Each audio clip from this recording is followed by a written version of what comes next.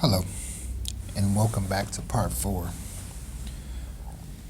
of the 14 signs that you're dealing with a narcissist. Let's go to number 7, lack of empathy. Narcissists have very little ability to empathize with others.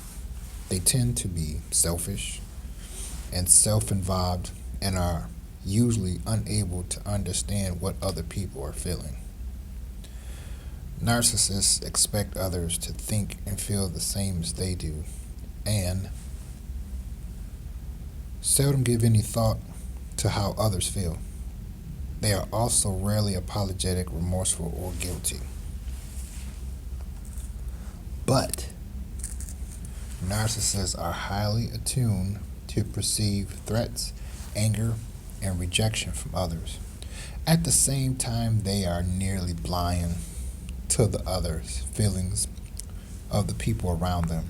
They frequently misread subtle facial expressions and are typically biased towards interpreting facial expressions as negative.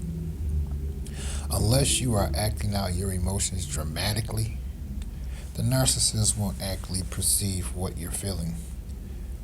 Even saying I'm sorry or I love you when the narcissist is on edge and angry can backfire. She won't believe you and may even misperceive your comment as an attack. I know because I done been through it with them. In addition, if your words and expressions aren't clear, the narcissist will likely respond inversely. This is why narcissists often misinterpret sarcasm as actual agreement or joking from others as a personal attack. Their lack of ability to correctly read body language is one reason narcissists are deficiently empathetic to your feelings. They don't see them. They don't interpret them correctly. And overall, they don't believe you feel any differently than they do. Yeah, narcissists do underestimate their potential prey concerning such. Narcissists also lack an understanding about the nature of feelings. They don't understand how their feelings occur. They think their feelings are caused by someone or something outside of themselves. They don't realize that their feelings are caused by their own biochemistry, thoughts, and interpretations. In a nutshell, narcissists always think you cause their feelings, especially the negative ones. They conclude that because you didn't follow their plan or because you made them feel vulnerable, you are to blame.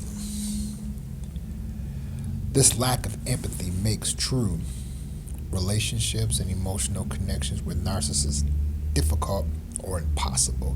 They just don't notice what anyone else is feeling. It's very true. And this is why a lot of times that I bump heads with narcissistic black females, because I'm like, it don't really bother me about the lack of empathy from black females. That's nothing new to me. I've always seen it all my life, from my mother all the way up till today.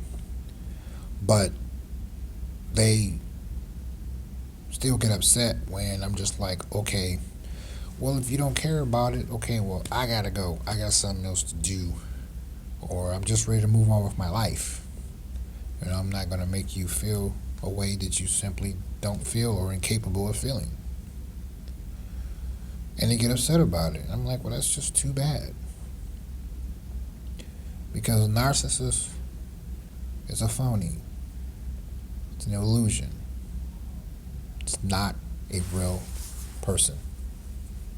It's hollow in the inside. There's nothing there, and there never will be nothing there.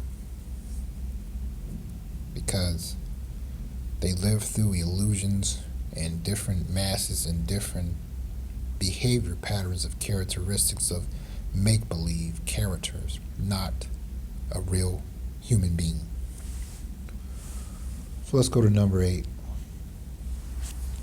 Emotional reasoning. Now, you've probably made the mistake of trying to reason and use logic with the narcissist to get her to understand the painful effect her behavior have on you. If you have dated a narcissist and you can clearly relate to where I'm coming from, or for those of you who just came into a knowledge of narcissism by watching my video. Anyway, you think that she understands how much her behavior hurts you, and that she'll change. Your explanation, however, doesn't make any sense to the narcissist, who only seems to able to be aware of her own thoughts and feelings. Although narcissists may say they understand, they honestly don't. And it's true, because what they will do is, again, you listen real carefully, a narcissist will always tell on themselves. Just give it a little time. I went through one, said they believe me. Yeah, you're right. Only to come to find out a day and a half later, I don't believe you. Yeah.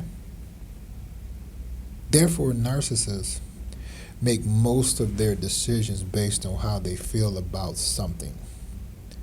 They simply must have that red sports car based entirely on how they feel driving it, not by whether it is a good choice to make for their family or for the budget.